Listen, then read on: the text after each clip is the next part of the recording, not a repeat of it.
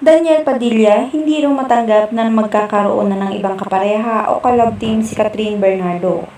Galit na galit raw si Daniel Padilla ngayon matapos nitong malaman na hindi na siya ang itatambal kay Catherine Bernardo matapos ang kanilang paghihiwalay.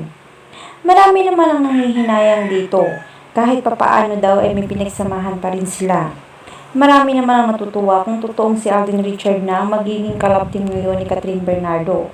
Dahil sigurado naman daw napapatok ito sa masa gaya ng ginawa nilang pelikula na Hello Goodbye na tinangkilik ng marami nilang manonood. Aabangan daw ng marami ang magiging bagong chapter ng buhay ni Catherine Bernardo kasama ang bagong kalab team na si Alden Richard. Sana nga raw ay sila, ayon sa ibang netizen. Sana'y sila na rin daw ang magkatuluyan dahil bagay naman daw sila. Ngunit marami pa rin ang hindi sang-ayon dito dahil marami pa rin ang umaasa na muling magkakabalikan ng Katniel.